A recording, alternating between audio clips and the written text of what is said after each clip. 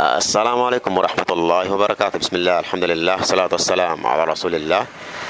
Wawadi, hapa niko na brother Abdullah Awadh na ana message muhimu ataka kuwapatia. Kwa hivyo tuwaomba mumsikilize kwa makini. Assalamu alaikum warahmatullahi ta'ala wabarakatuh.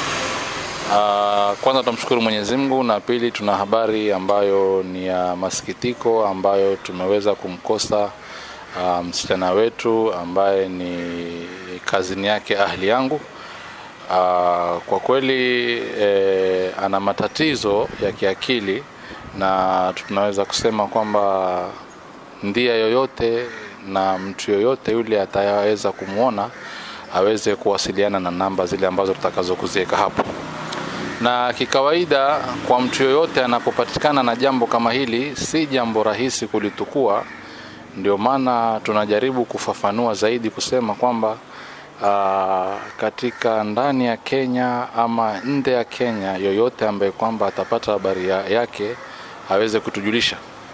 Na kwa ndia ambayo kwamba yeye mwenyewe alivyo, ni mtu wakati wowote anavaa yale majalbabu. Kwa hivyo kumfahamu pengine kwa barabarani si rahisi. Lakini kwa ndia ambayo kwamba tunajaribu kufikiria, ambayo itaweza kuleta mwangaza, labda atakuwa yuko mahali yafanya kazi ama yuko mahali amefika, bila shaka identity ya mtu inaweza kumfahamu na kufahamu zaidi mtu alivyo.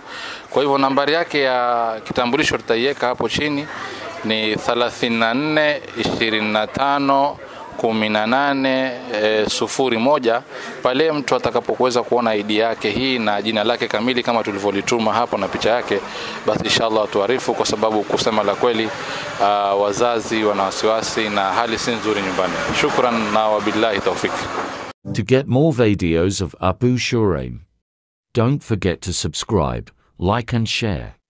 May Allah guide and bless the person who shares the videos.